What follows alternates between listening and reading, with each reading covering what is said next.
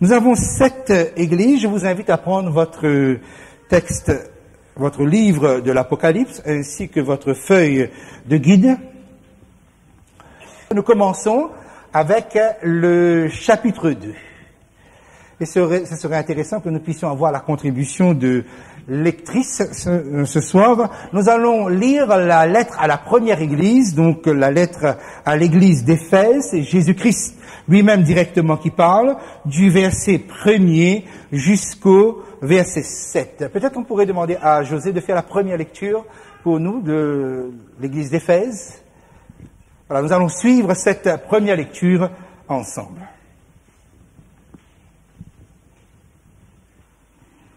Voici ce que dit celui qui tient les 7 étoiles dans sa main droite, celui qui marche au milieu des 7 chandeliers d'or. Je connais tes œuvres, ton travail et ta persévérance. Je le sais, tu ne peux supporter les méchants. Tu as éprouvé ceux qui se disent apôtres et ne le sont pas, et tu les as trouvés menteurs. Tu as de la persévérance, tu as souffert à cause de mon nom, et tu ne t'es pas lassé. Mais j'ai contre toi que tu as abandonné ton premier amour. Souviens-toi donc d'où tu es tombé. Repens-toi et pratique tes premières œuvres.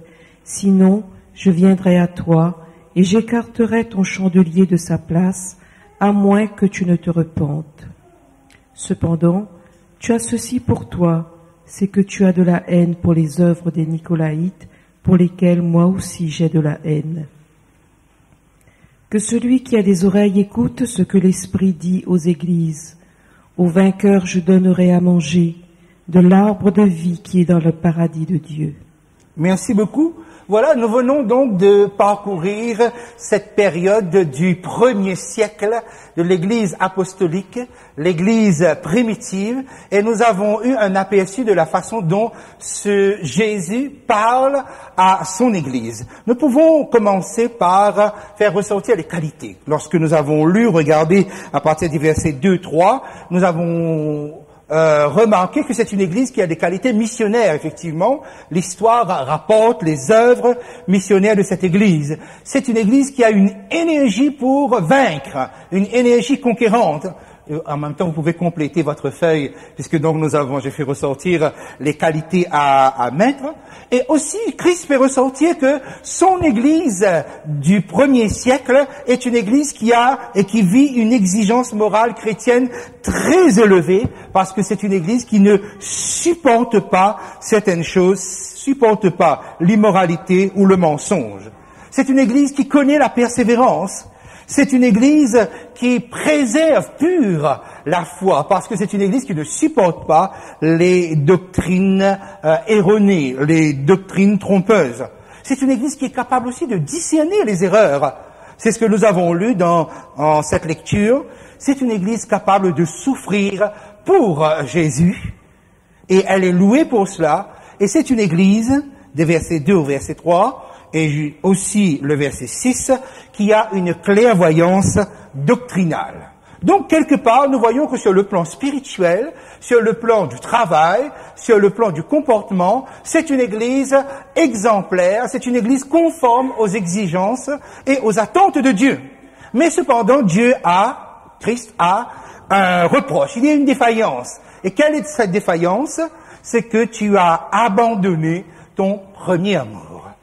Et ça, c'est important de la façon dont Jésus le dit, puisque quand Jésus dit « mais j'ai quelque chose contre toi », le texte souffle et sous-entend comme quelque chose que tu as fait presque intentionnellement. C'est-à-dire comme une décision par choix, tu as lâché l'amour. Sur le côté de la doctrine, sur le côté de la morale, sur le côté de l'observation ou de l'obéissance, tu es impeccable, mais il y a un problème. Le problème se situe au niveau de l'amour. Et remarquez bien que nous qui pouvons nous lasser qu'on nous parle trop d'amour, nous entendons dire « Ah, encore l'amour, on va parler de l'amour, encore cela ». Vous savez que l'amour, c'est quelque chose dont on ne se lasse pas. On ne se lasse pas d'aimer ou d'être aimé. On se lasserait d'entendre parler d'aimer ou d'être aimé et que cela ne se concrétise pas. C'est ça la lassitude.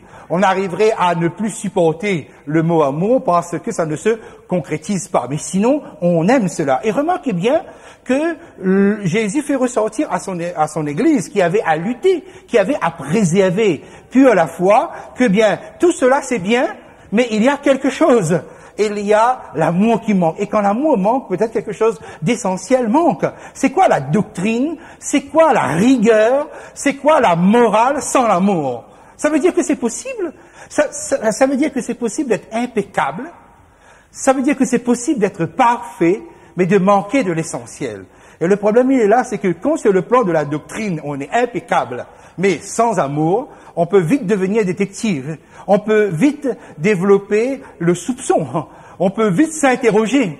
Quelque part, on comprend que l'Église en soit arrivée à se dire est-ce que trop d'amour, finalement, n'est pas synonyme de relâche, de laxisme dans l'Église?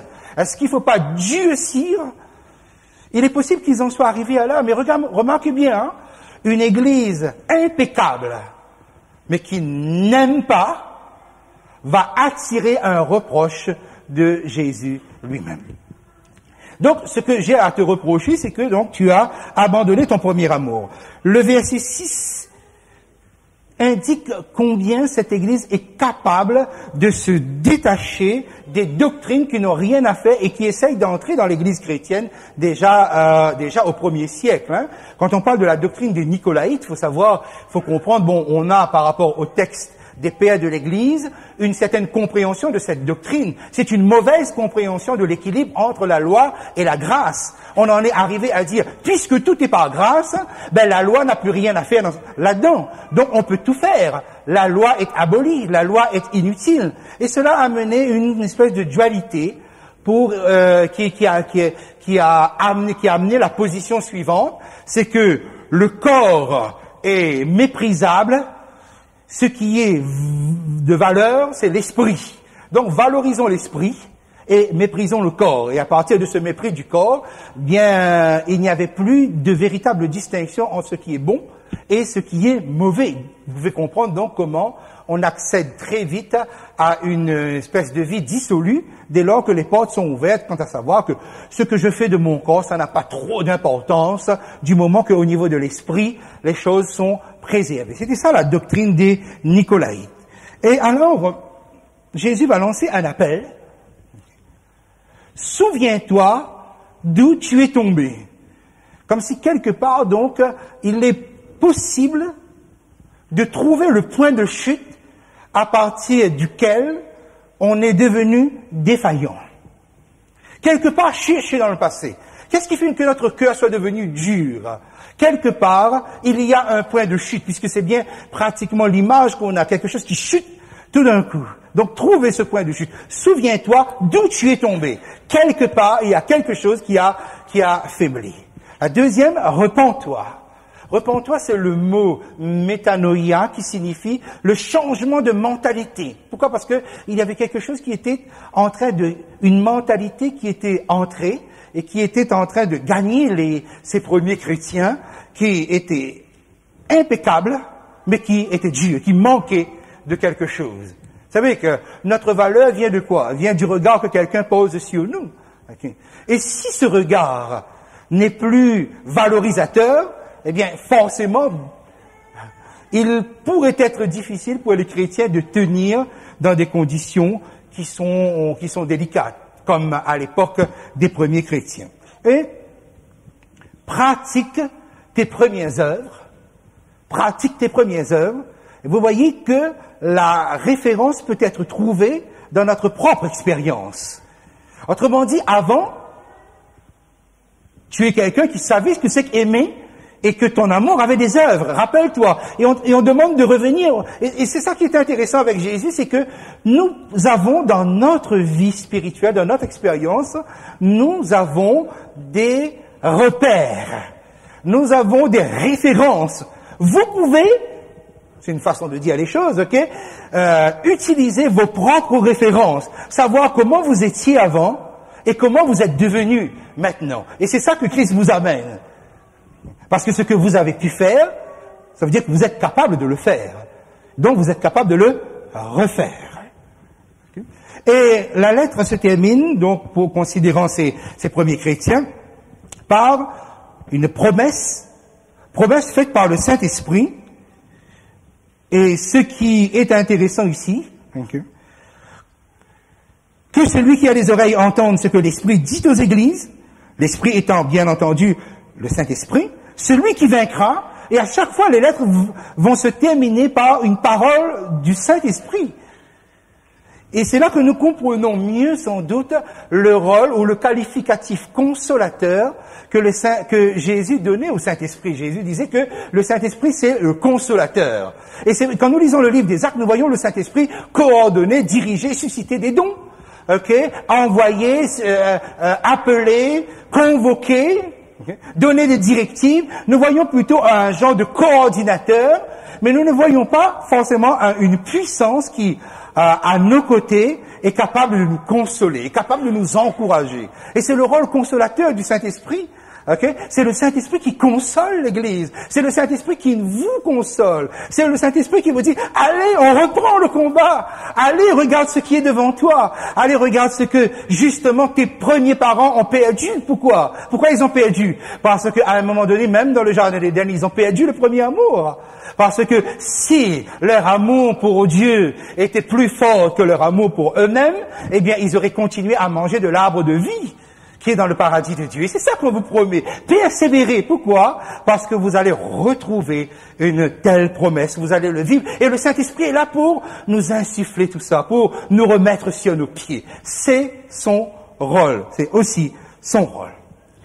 Voilà, donc nous allons passer maintenant à l'église suivante, l'église de Smyrne. Donc nous passons au 2e, 3e siècle. Donc c'est l'église qui va connaître la persécution sur 2 siècles pratiquement. C'est-à-dire, et remarquez bien, je dis bien 2 siècles, 2e, 3e siècle.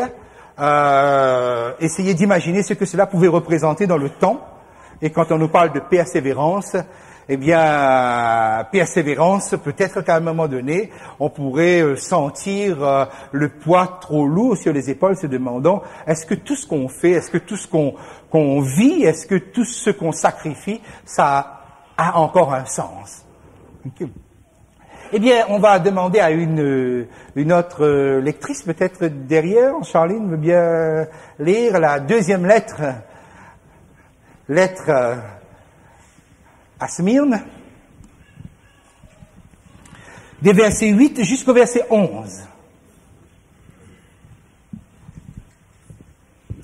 Écrit à l'ange de l'église de Smyrne, voici ce que dit le premier et le dernier, celui qui était mort et qui est revenu à la vie.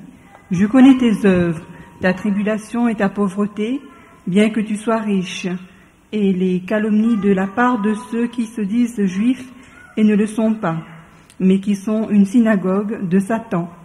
Ne crains pas ce que tu vas souffrir.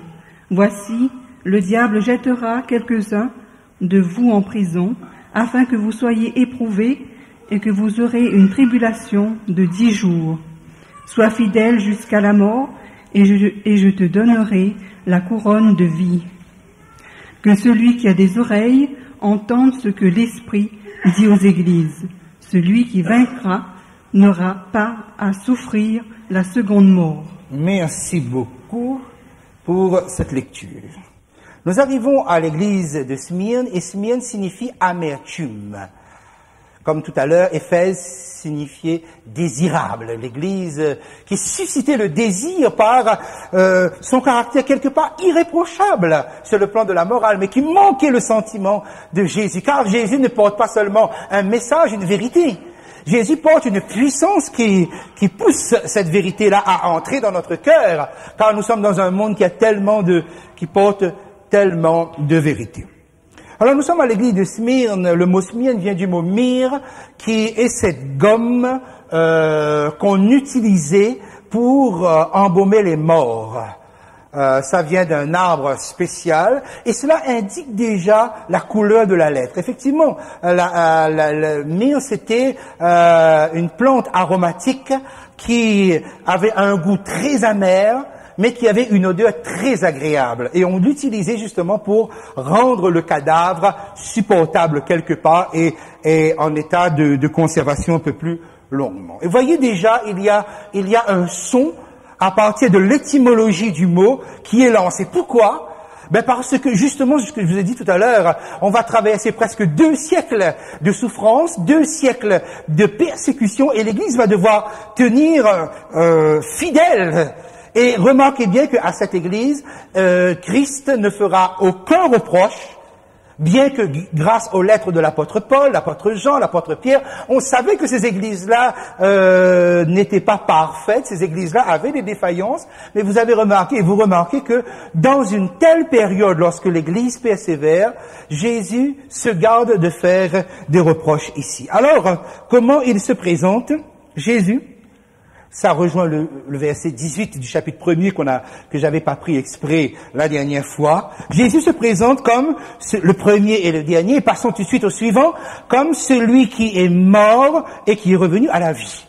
Comme celui qui est mort. Il faut savoir que Jésus n'est pas mort de n'importe quelle mort. Jésus est mort de la mort éternelle. Jésus est mort de la seconde mort. L'Apocalypse est le seul livre qui désigne la mort éternelle comme la seconde mort. Et Jésus dit, je suis celui qui était mort. Il parle de cette mort dont personne n'a connu cette mort jusqu'à présent, puisque cette mort est réservée tout à la fin, c'est-à-dire après la période des 1000 ans. Mais Jésus a connu cette mort sur la croix. Ce n'est pas une mort sommeil, ce n'est pas une mort comme tout le monde, c'est la mort éternelle. Et qu'est-ce que Jésus rajoute? Celui qui est revenu à la vie. Autrement dit, donc, c'est sa victoire sur la mort éternelle.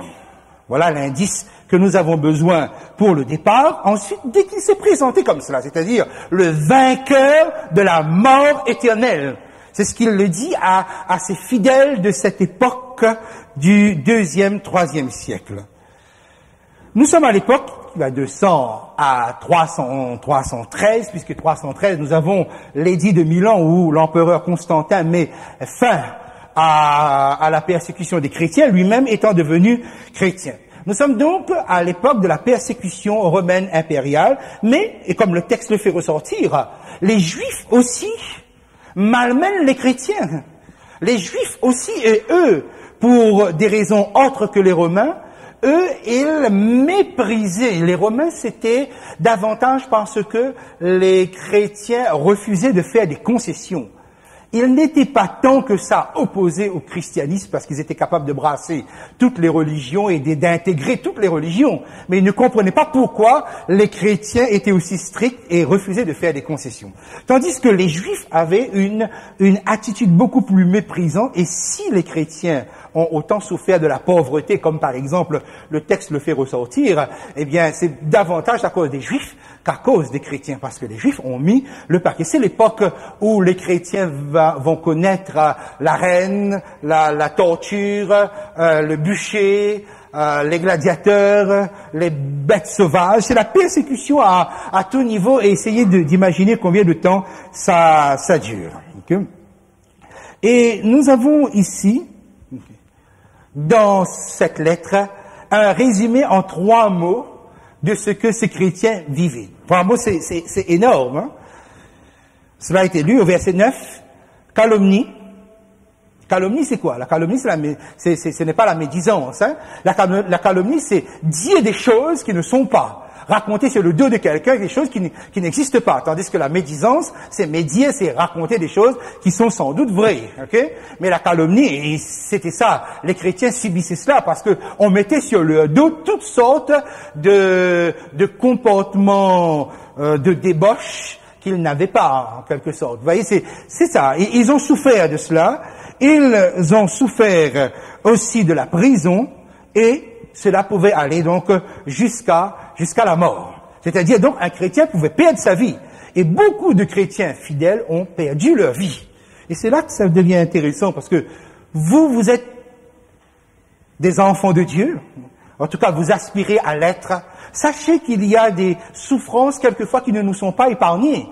Calomnie, prison ou la mort. Mais de quelle mort s'agit-il ici? Ça veut dire donc un chrétien peut connaître la mort.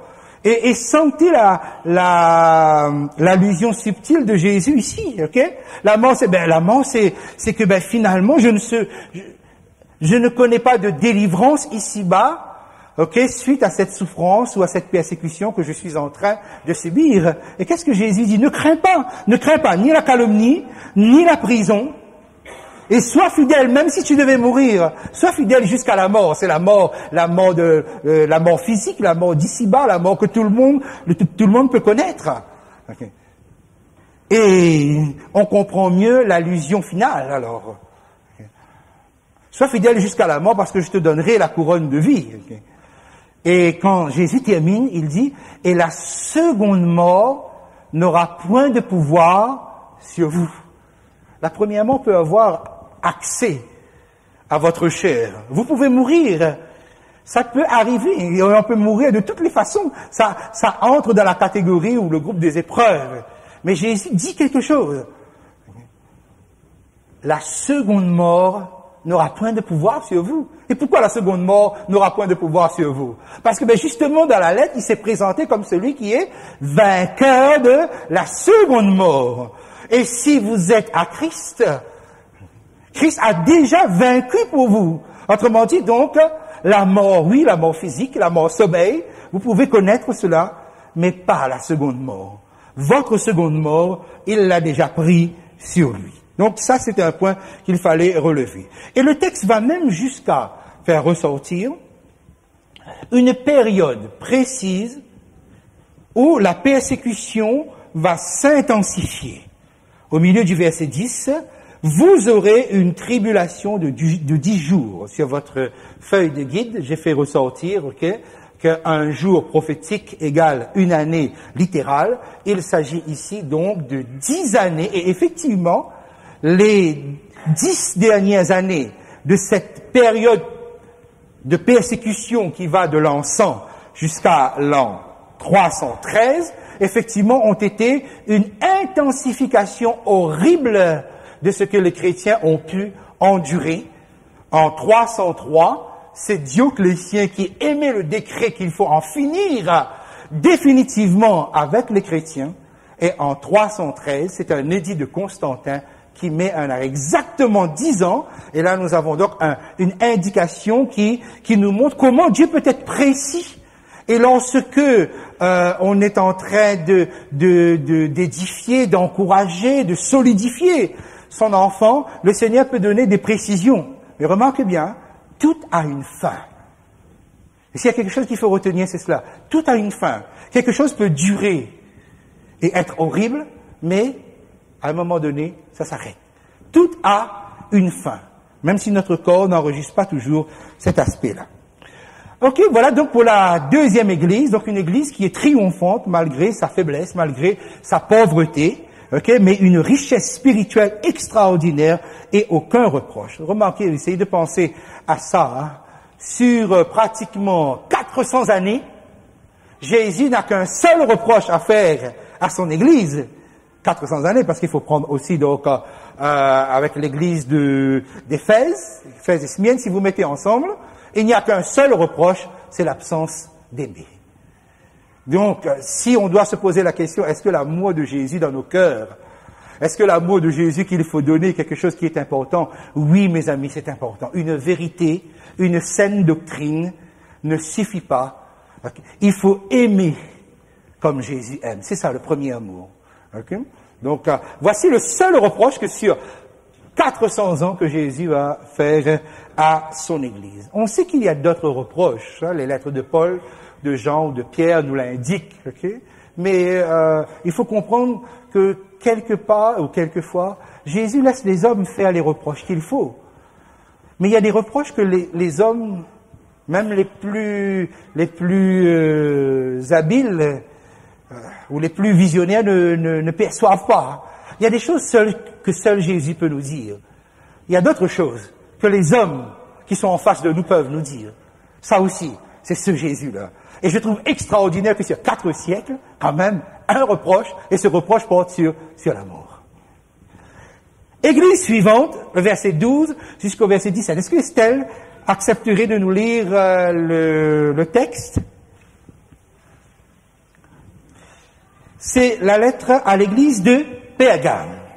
Que signifie Pergame? Élévation, disent certains.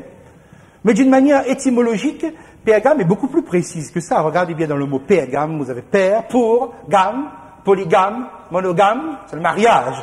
C'est pour le mariage. Quel type de mariage commence maintenant pour l'église chrétienne? C'est ce que nous verrons. Estelle. Écrit à l'ange de l'église de Pergame. Voici ce que dit celui qui a l'épée aiguë à 2 tranchants. Je sais où tu demeures, je sais que là est le trône de Satan. Tu retiens mon nom et tu n'as pas renié ma foi, même au jour d'Antipas, mon témoin fidèle, qui a été mis à mort chez vous, là où Satan a sa demeure. Mais j'ai quelque chose contre toi, c'est que tu as là des gens attachés à la doctrine de Balaam, qui enseignait à Balak à mettre une pierre d'achoppement devant les fils d'Israël pour qu'ils mangeassent les viandes sacrifiées aux idoles et qu'ils se livrassent à l'impudicité. De même, toi aussi, tu as des gens attachés pareillement à la doctrine des Nicolaïtes, ce que je hais. Repens-toi donc, sinon je viendrai à toi bientôt, et je les combattrai avec l'épée de ma bouche. Que celui qui a des oreilles entende ce que l'Esprit dit aux églises. À celui qui vaincra, je donnerai de la manne cachée, et je lui donnerai un caillou blanc. Et sur ce caillou est écrit un nom nouveau que personne ne connaît, si ce n'est celui qui le reçoit. Merci beaucoup. Et là, nous voyons une évolution. Dans Éphèse, l'Église haïssait la doctrine des Nicolaïtes. Regardez, nous sommes maintenant quelques siècles plus tard. Il y a des gens qui sont attachés à cette doctrine à l'intérieur de l'Église. Alors, c'est intéressant de voir comment Jésus se présente ici. Okay. Présentation de Jésus. Il se présente comme celui qui a l'épée aiguë, à 2 tranchants. Et nous avons vu la dernière fois que symbolise cette épée aiguë à double tranchant? La parole de Dieu. Voilà il y a donc un seul qualificatif pour la présentation de Jésus ici, c'est celui donc qui va se présenter avec la parole de Dieu. Et nous avons compris qu'au fond, donc, au fur et à mesure que l'histoire chrétienne se déroule, Christ n'utilise pas les qualificatifs ou les attributs que nous avions vus dans le chapitre 1 par hasard. Maintenant, il faut combattre, et c'est ce qu'il dit. Non, je viens et je combats. Et avec quoi Jésus combat? Avec quelle épée Jésus combat? Comment Jésus combat l'erreur? Comment il fait face aux hérésies, aux fausses doctrines et tout cela? Uniquement par sa parole. Uniquement par sa parole, l'épée qui est de sa bouche. C'est important parce que l'histoire chrétienne va évoluer malheureusement bien loin de l'exemple de son chef.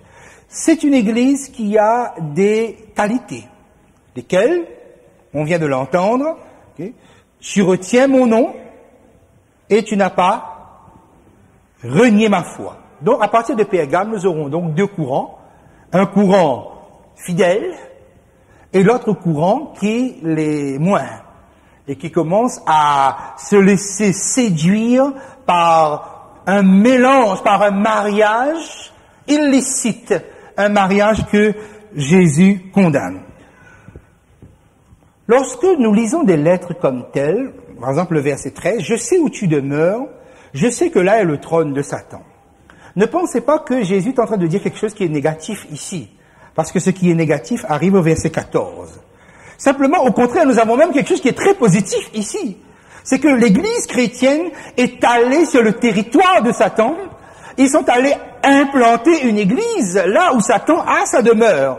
Et cela n'a pas été sans conséquence, évidemment, au niveau des martyrs, au niveau de la fidélité à la foi, Mais voilà, ils sont allés défier le diable sur son adversaire. D'ailleurs, c'est à Pergame. Il faut savoir qu'à Pergame, c'est un lieu très religieux, si on va dans la ville même. Vous savez que c'est là qu'il y avait ce fameux hôtel à Zeus. Mais vous savez qu'à Pergame, on avait aussi ce culte de la santé et de la guérison. Il y avait un culte pour le dieu de la santé. Ce dieu s'appelait Esculape. Et Esculape est représenté sous la forme d'un serpent.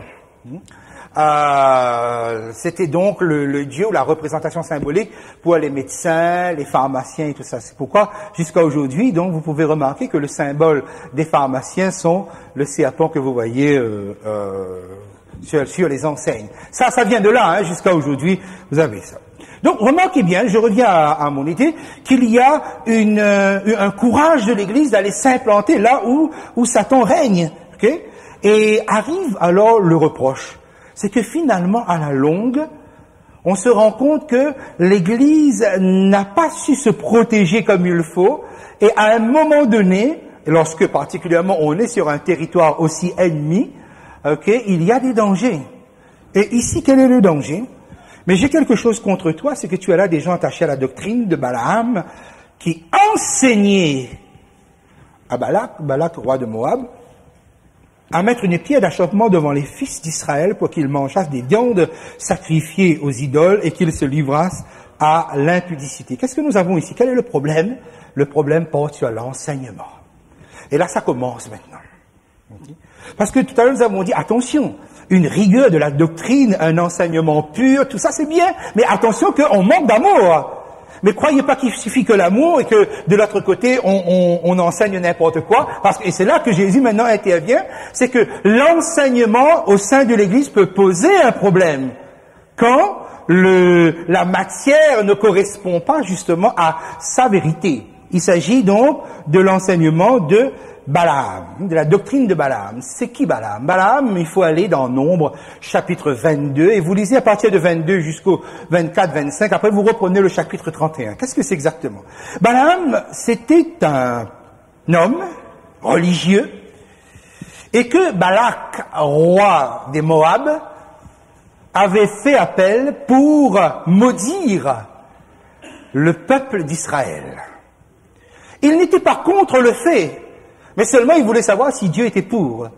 Et là va commencer quelque chose, un jeu extraordinaire, parce qu'il veut maudire. Pourquoi? Parce qu'il y a de l'argent à la clé, il y a de l'honneur à la clé, il y a le pouvoir, la reconnaissance à la clé. Il veut répondre aux souhaits, aux désirs du roi Balak, mais seulement il y a Dieu qui chaque fois l'empêche de maudire le peuple d'Israël. Donc, à chaque fois, ça bloque. Et à un moment donné, donc, finalement, à force d'essayer, finalement, même ces paroles se transforment de malédiction en bénédiction. Puis à un moment donné, on a l'impression qu'ils se séparent. Effectivement, ils se séparent. Et puis au chapitre 25 du livre des Nombres, vous avez les enfants d'Israël qui font alliance.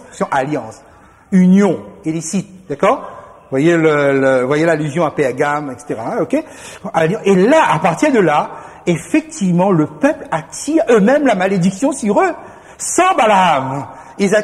En faisant des mariages ou des unions, les femmes moabites vont amener les enfants d'Israël à se prosterner devant les idoles. Et c'est après qu'on voit que finalement c'est Balaam qui a chuchoté à Balak cette procédure. Elle dit, écoute, on ne peut pas parce que Dieu ne voudra pas. Seulement, voilà ce que... Et effectivement, la séduction, parce que c'est bien ça, on va passer par des femmes, et ce sont ces femmes qui vont entraîner les fils d'Israël, et là, ils vont se prosterner, et là, la malédiction de Dieu va tomber. Donc, Balaam arrive, comme Balak, ils arrivent à leur fin.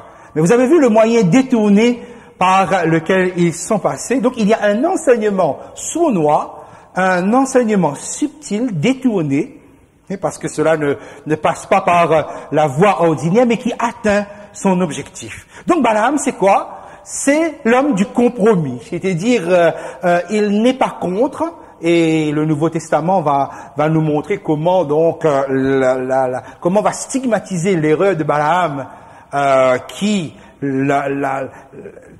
se trompe et se souille pour des honneurs, pour un gain, pour des richesses. Et regardez bien comment l'Église va commencer à glisser. Continuons un moment. Okay? Donc, des richesses et des honneurs terrestres. Et surtout, et c'est là qu'on arrive, c'est que Balaam est un faux prophète. Et la lettre introduit maintenant l'idée du faux prophète. C'est quoi le faux prophète? Le faux prophète, c'est quelqu'un qui arrive et qui dit la parole de Dieu. Est-ce que l'Éternel dit? C'est ce qu'il dit. Et c'est ce que Balaam dit. Mais finalement, il arrive à partir de la parole de Dieu, il arrive à amener les gens à se détourner de la parole de Dieu. C'est ça, Balaam.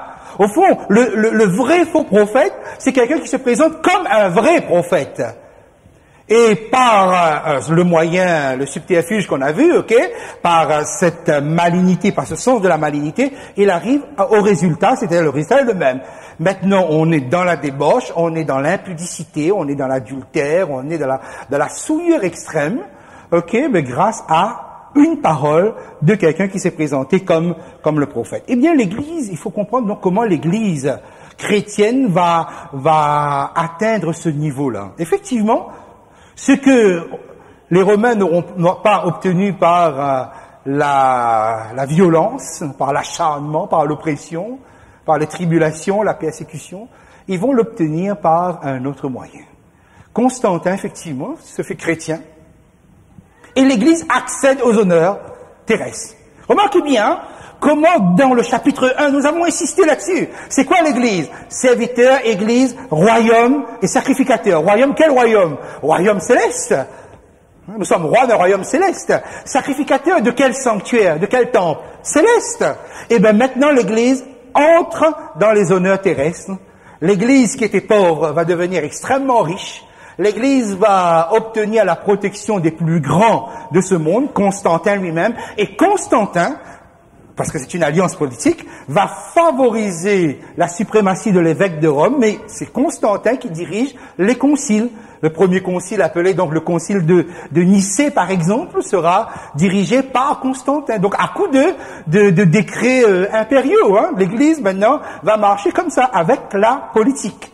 Et le mélange, et finalement, il y a ici une déviation qui est complète. Et la dernière fois, vous vous rappelez, je vous avais parlé de la fête de Noël. Eh bien, Noël, c'est à cette époque-là que Noël, il y a eu cette intrusion, c'est infiltré, la fête de Noël s'est infiltrée à cette époque-là, c'est-à-dire donc à la fin du règne de Constantin. Mais il y a eu d'autres, c'est quoi qu'on appelle les compromis. Puisque maintenant, le christianisme est devenu une religion d'État, puisque le christianisme est devenu une religion honorable, tout le monde veut se faire chrétien. Et tout le monde pratiquement va se faire chrétien. Mais comment on se fait chrétien? Quel était l'enseignement de Jésus? On passe par une transformation, on passe par une expérience avec ce Jésus. Mais là, non. Là, on devenait chrétien, uniquement par un mot, par une acceptation comme telle. On devenait chrétien comme on devient citoyen romain. Presque pratiquement sans effort, sans réflexion, sans expérience. Eh bien, cela allait demander aussi un certain nombre de concessions et de compromis. Entre autres, par exemple, et c'est là, cette période-là, qu'on arrive à changer le jour du repos, puisque donc Constantin, dans le concile de Laodicée, va émettre le décret, que les chrétiens ne se comportent pas comme des juifs en chômant le jour du sabbat, le samedi, que tous les jeunes et populations des villes et tous les corps de métier cessent le travail le jour vénérable du soleil, c'est-à-dire le dimanche. Et ainsi donc, voyez comment, sans trop vous empêcher d'observer, en ayant quand même un regard assez tolérant, mais voilà le vrai jour. Maintenant, il va falloir se plier. C'est comme cela donc que le christianisme se retrouve à adorer Dieu un jour qui n'est pas celui de Dieu. Voilà le compromis. On y est arrivé, mais on n'est pas arrivé par la force. On est arrivé par la subtilité. On est arrivé par la compromission.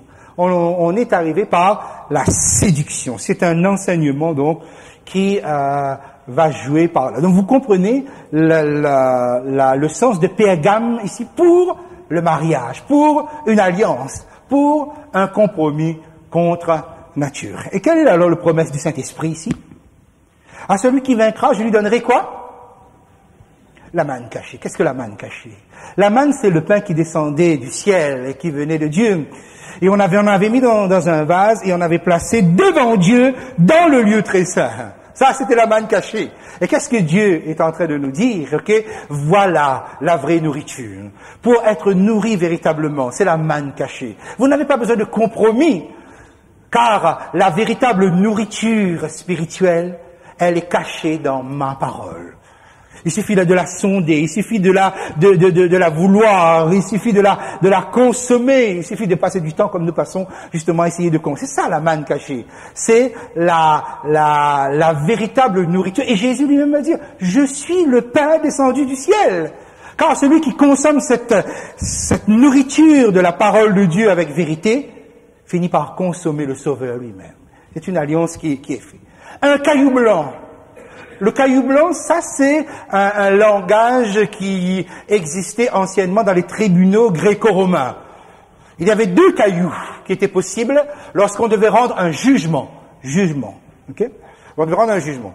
Soit on donnait un caillou blanc, soit on donnait un caillou noir. C'était le jury qui décidait. Si par exemple la personne était condamnée, on lui remettait un caillou noir. Ça voulait dire donc que la personne est reconnue coupable et la personne doit être exécutée ou condamnée. Mais si le tribunal remettait un caillou blanc, il déclarait la personne libre. Il déclarait, donc c'était une déclaration de salut, c'est-à-dire que la personne n'était pas condamnée, la personne était libre. C'est ça que Jésus nous promet, que si nous sommes véritables à lui, nous ne sommes pas prisonniers, nous sommes véritablement libérés. C'est une expérience de salut, et il le déclare, car Jésus le déclare dans le ciel. Un nom nouveau, vous avez ici, ok? Un nom nouveau que personne ne connaît, si ce n'est celui qui le reçoit. Un nom nouveau que personne ne connaît. Qu'est-ce que le nom dans la Bible? Le nom, c'est la personnalité due à l'expérience que nous vivons. Ici, il s'agit d'une expérience intime, vécue avec Jésus et qui se répercute dans notre vie de tous les jours. Pourquoi le nom nouveau, personne ne le connaît? Mais parce que vous êtes seul à connaître véritablement, vous, ce que vous vivez, dans votre intimité avec Christ. Jésus vous désigne par une intimité qui n'est propre qu'entre vous et lui. L'expérience que vous vivez avec ce Christ, vous êtes le seul à le savoir. Personne ne connaît. On peut en parler, on peut donner un témoignage, mais vous êtes seul à connaître le nom que Jésus vous donne, la vie que vous vivez avec ce Jésus-là. Donc voilà comment à la fin le Saint-Esprit lance un appel pressant pour tous ces enfants, évitez le compromis. Référez-vous toujours à la parole de Dieu, à la parole de vérité. Donc la corruption que nous voyons avec l'église de Pergame, donc l'église d'État, okay, est aussi un appel que le Saint-Esprit nous adresse jusqu'à aujourd'hui. On peut être pur devant son Dieu. Okay. Quatrième église, peut-être on va aller un peu par ici. On va demander à Sabrina si elle veut bien nous lire la lettre à l'église de Thyatire. Voilà.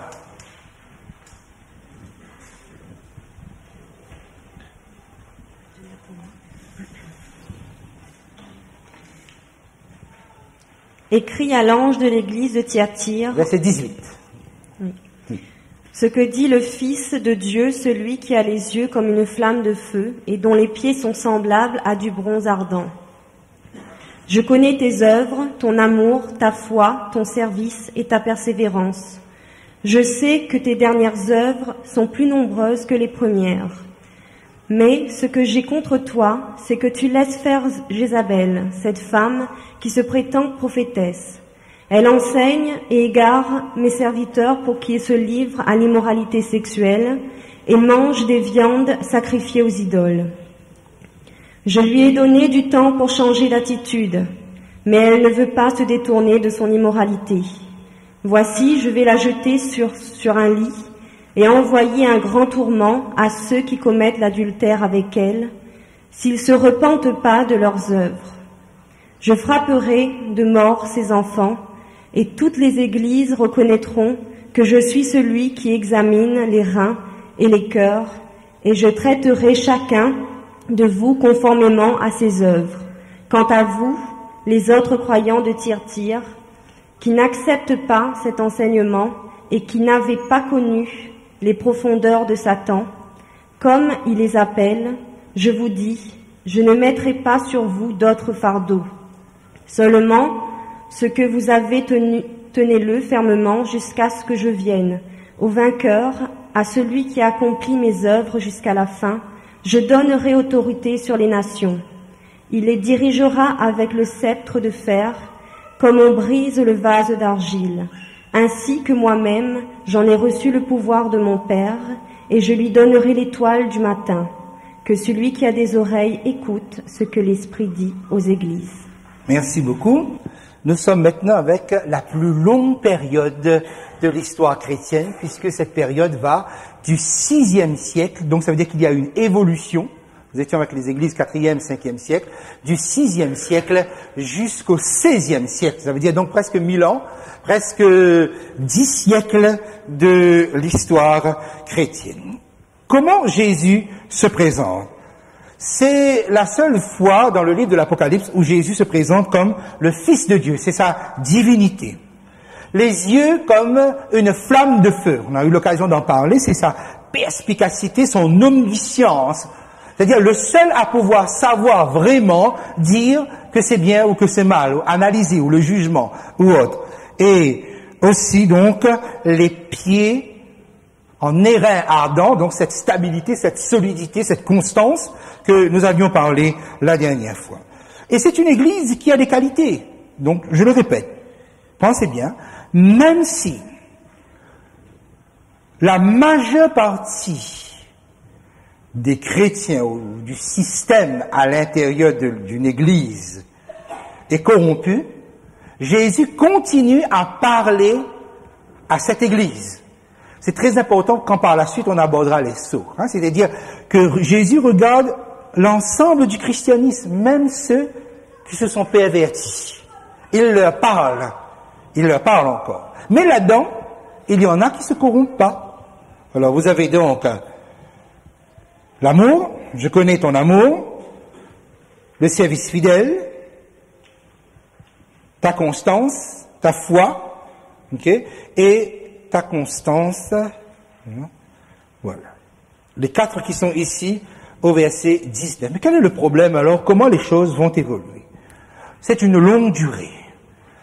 Le livre de Daniel, comme le livre de l'Apocalypse, vont mettre cela et nous permettre de le structurer avec des dates de la période de 538, donc 6e siècle, 538, à 1798. 538, l'année où l'empereur Justinien va donner à l'évêque de Rome le pouvoir de corriger les hérésies, donc d'être le correcteur des hérésies, c'est-à-dire tout ce qui ne marche pas selon la doctrine officielle, mais aussi d'avoir le pouvoir spirituel et temporel sur toute la chrétienté. Donc, le pouvoir, l'Église détient maintenant, c'est la période où l'Église va être toute puissante en détenant le pouvoir terrestre. C'est à contre-courant de ce que Dieu a comme projet que nous avons vu dans le chapitre 1er, bien sûr. Voilà, c'est toute cette période-là qui est devant nous. Jusqu'à 1798, c'est-à-dire l'année où finalement le pape ou le système papal est ébranlé de par un ordre de Napoléon Bonaparte. Donc 1798. Maintenant, il faut savoir aussi quelque chose, c'est que quelque part, avec le Concile de Trente, il y aura un changement. C'est pour ça que j'ai mis cette date. Ça se retrouve sur votre guide, 1563, le Concile de Trente, où cette Église de la papauté va essayer de rectifier certaines choses. Mais pour quelles raisons, nous aurons l'occasion la semaine prochaine justement de voir cela. Alors quel est le problème? Le problème est remarquer les allusions. Ce que j'ai contre toi, c'est que tu laisses la femme Jézabel. Jésus aurait pu dire, c'est que tu laisses Jézabel, et on aurait compris, c'est une femme qui se dit prophétesse, enseigner et séduire mes serviteurs. Non, on a précisé la femme. Et c'est très important, cette précision-là ici. Alors, les versets, les références, j'ai mis sur votre guide ici. C'est que dans le langage prophétique, la femme symbolise le peuple de Dieu.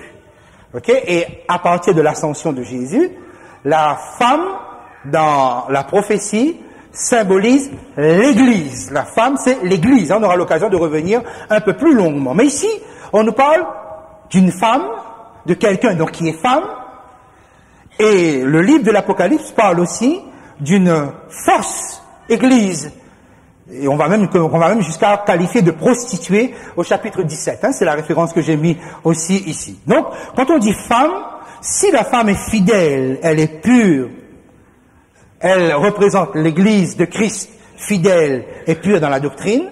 Si elle se corrompt, elle est qualifiée de prostituée et elle représente des églises, parce que c'est toujours cela, comme on a vu pour Balaam, on se fait passer pour prophète de Dieu, on se fait passer pour porte-parole de Dieu, on va enseigner, on va séduire, mais ça ne vient pas de Dieu. Mais on utilise tous les attributs, tous les éléments, tous les mots, comme Bible, Jésus-Christ, Saint-Esprit, Église, tout ça sont des mots qui font partie de la terminologie chrétienne. On utilise tout ça, mais en fait derrière il y a une autre pratique, il y a une autre doctrine. C'est Jézabel. Il faut bien comprendre la subtilité ici. Autrement dit, donc, d'emblée, Jésus est en train de dire une fausse église. C'est-à-dire, si vous n'aimez pas le mot, une fausse église, on va dire une église contrefaçon par rapport à l'église de mon cœur, à l'église désirable. C'est ça qui est là, mais qui se fait appeler église, et qui se fait appeler prophétesse, qui se désigne comme étant mon porte-parole. Et là, donc, nous avons forcément quelque chose. Donc, Jézabel, je vous invite à lire dans 1 Roi, à partir du chapitre 16, jusqu'à la fin du livre de 1 Roi, pour voir cette reine, finalement, donc fille du roi de Sidon. Et là, on va, de nouveau, écoutez bien, on va marier. Il y a un mariage. Rappelez-vous de Pergame, pour le mariage. À partir de maintenant, on parle comme ça. Pour le mariage. Mais quel type de mariage? Quel type d'alliance? En fait, Jézabel va entraîner tout le peuple d'Israël dans l'idolâtrie totale, par son enseignement, mais aussi par sa façon, par les moyens qu'elle se donne, parce qu'elle va entretenir quand même 450 prophètes de Baal à sa table. Donc, il faut bien comprendre que c'est une église qui se donne les moyens. Et c'est une église qui a les moyens puisqu'elle a le pouvoir. C'est pas pour rien donc qu'elle sera qualifiée de Jézabel. Enseignement et séduction. C'est un type d'enseignement qui séduit l'humain, qui séduit le cœur humain. Et là, avec Thyatire, nous avons maintenant un éclairage supplémentaire sur ce qu'on appelle le faux prophétisme. C'est que le faux prophétisme naît avec une apparence chrétienne. D'accord? Retenez ça pourquoi? Parce que jusqu'à la fin de l'histoire, Christ va utiliser cette expression du faux prophétisme, le faux prophète. C'est quoi le faux prophétisme? Le faux prophétisme est un système doté d'attributs chrétiens, qui se présente comme chrétien, qui parle comme chrétien, avec tous les mots. Ne pensez à aucune église en particulier, pensez au système, pensez à l'organisation. Mais, on vous entraîne à pratiquer des choses qui sont contraires à la volonté de Dieu. Ce qu'on appelle le faux prophétisme. Et Jézabel luttait contre Élie et tout ce qui restait fidèle à Yahvé. Alors écoutez bien ça, Comment Jésus s'est présenté au début? Comme celui qui a les yeux comme une flamme de feu. Celui qui voit, qui perce. Et nous devons nous référer à son analyse, nous devons nous référer à ce qu'il dit. Oh, voilà que ce Jésus désapprouve des pratiques religieuses qui se sont mêlées à sa vérité et à sa volonté. Cela veut donc dire que toutes les doctrines ne sont pas bonnes. Parce que regardez bien le temps actuel, le postmodernisme justement. C'est quoi le postmodernisme? C'est que chacun a sa vérité et il y a suffisamment de vérité pour qu'on soit tolérant. Donc si tu penses comme ça, c'est pas mal. Moi je pense d'une manière opposée, c'est pas mal non plus. Finalement, nous sommes à un nivellement des pratiques religieuses. Tout est bon, tout est vrai. Il y a du bon, il y a du vrai, et c'est sans doute bon et sans doute mauvais. Voyez le fait. Mais c'est que, regardez bien, dans Thyatire, comment le Christ se présente et parle. Non. Il y a des choses qui sont fausses, et il y a des choses qui sont vraies. Il n'y a pas un nivellement de la religion. Ça, c'est le premier point. Ensuite, le deuxième point, c'est ceci. Jézabel représente le faux prophétisme. Et le faux prophétisme n'est jamais neutre, n'est jamais tolérant. Donc, d'où ce que Jézabel va lutter contre Élie et contre les fidèles de Yahvé. D'où aussi que, à cette époque de Thyatire, ce sont les chrétiens, ou ceux qui se disent chrétiens, qui se mettent maintenant à persécuter, à violenter ceux qu'on considère comme hérétiques, ceux qui ne marchent pas dans leur doctrine. Ça pourrait paraître quand même assez ahurissant, que les anciens persécutés sont devenus des persécuteurs, mais c'est horrible. Pourquoi? Parce que ce sera l'époque des bûchers, parce que ce sera l'époque de l'Inquisition, parce que ce sera là où on va fouiller dans la vie des uns et des autres et on va utiliser un vrai pouvoir répressif. On élimine les Juifs, on élimine les chrétiens, en tout cas donc ceux qui se disent chrétiens mais avec une autre approche des choses. On se souvient par exemple du sort qui est arrivé au Qatar. On se souvient que les Albigeois, les Albigeois sont les Cathares qui habitaient dans la région d'Albi, les Vaudois, on pense aux Hussites, on pense à tous ceux-là qui ont été réprimés durement, sévèrement, au point que la répression était telle qu'on n'épargnait personne. On se souvient encore de ce fameux Simon de Montfort, légat du pape, lorsqu'il est arrivé devant la ville de Béziers, et qu'il fallait raser cette ville parce qu'il y avait des Cathares dedans, donc des Albigeois dedans.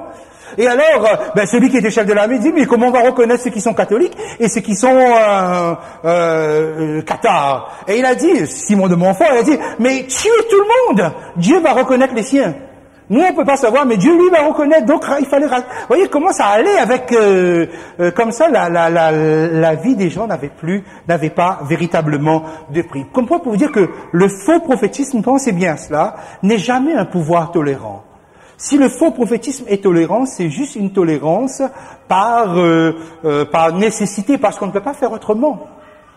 Et regardez aussi et comprenez bien comment, finalement, la Bible est en train de nous montrer que les attitudes religieuses auxquelles nous assistons et auxquelles on va assister à la fin, ce sont des attitudes qui ont été forgées dans le Moyen-Âge. Quelquefois, on pense que tout cela, parce que je parle de faux prophétisme et la persécution déclenchée, mais on a eu ça avec Jézabel. Mais on a eu ça des siècles plus tard, entre le 6 et le 16e siècle. Et la Bible nous dit qu'il y aura encore une tribulation dans ce sens. À l'époque de Jézabel, il y avait un vrai prophétisme. Le vrai prophétisme était incarné par Élie. Okay? Donc, regardez bien. À l'époque de Jézabel, le conflit était entre le vrai prophétisme et le faux prophétisme. Le faux prophétisme persécutait le vrai prophétisme incarné par Élie et les autres. À l'époque de Thyatire, c'était la même chose, puisqu'il y avait des gens qui sont restés fidèles. Donc, le faux prophétisme persécutait le vrai, ce qui incarnait le vrai prophétisme. Je ne pourrais pas dire que les Cathares ou les Vaudois étaient totalement dans la vérité complète, mais ils incarnaient quelque chose d'autre. Il suffisait que quelqu'un, par exemple, dans le midi de la France, Pierre Bruce, je pense à lui particulièrement, simplement, il était catholique, mais il pensait que la prière pour les morts, le culte des saints, la Sainte Seine, ça c'était symbolique surtout, mais il y avait des choses, le célibat des prêtres, il n'était pas d'accord avec ça. Bon, il a fini sur le bûcher. Il a brûlé sur le bûcher. Donc il fallait être simplement d'un avis différent pour que cela se termine ainsi. Et donc, le faux prophétisme à l'époque de Thyatire s'incarne dans une église institution. Et dès lors, la structure est formée pour que nous comprenions ce qui va se passer à la fin. Le conflit sera religieux. Aura une base religieuse. Et quand vous allez vers la dernière partie du livre de l'Apocalypse, vous retrouvez le faux prophète. Vous retrouvez le vrai prophète. Donc ce sont quel système incarne le vrai prophétisme et quel système incarne le faux. Mais, si vous voulez, on vous a déjà présenté les choses. Attention, le faux prophétisme ne sera pas dans l'islam. Le faux prophétisme le plus dangereux ne sera pas dans l'hindouisme. Le faux prophétisme le plus terrible ne sera pas dans ces religions bouddhistes ou autres. il sera dans une église, c'est-à-dire il aura toute l'apparence de Jésus-Christ. Il aura toute l'apparence et les formes du christianisme. C'est là, on nous prépare, c'est là qu'est le vrai danger. Même si vous ne voyez rien pour le moment, mais vous allez vous fier sur les yeux de celui qui a ça comme des flammes, qui a ça comme des flammes de feu. Donc, pour arriver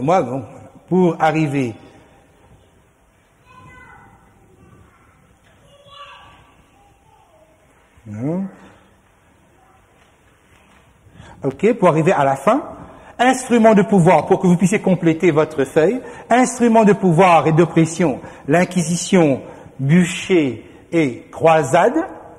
Je vous ai même donné l'exemple de croisade de ce Simon de Montfort.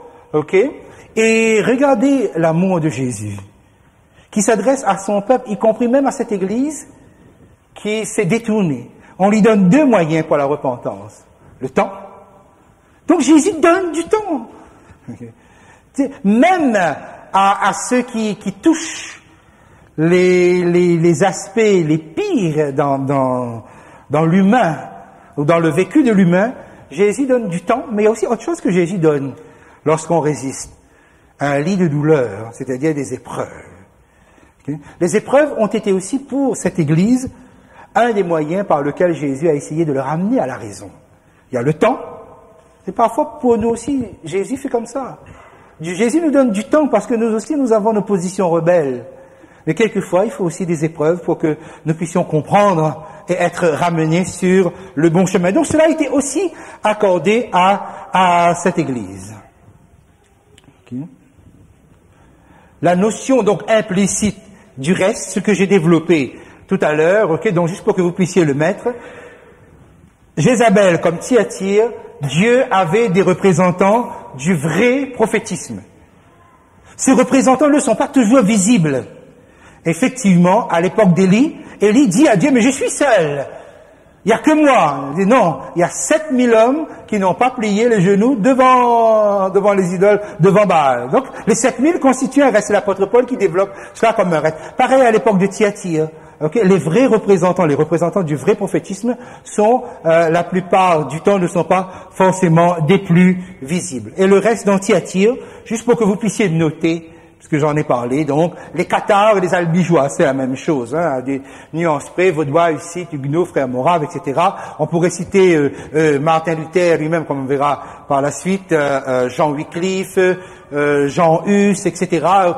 Des véritables précurseurs de la réforme qui ont sonné, qui ont lancé des appels pour que l'Église change, pour que l'Église se réforme, pour que l'Église abandonne toutes ces pratiques et aussi ce comportement-là. Eh bien, ça n'a pas donné grand chose, comme vous le voyez, puisque donc on arrive à une Église qui finalement poursuit dans son positionnement. Et qu'est-ce que Jésus promet?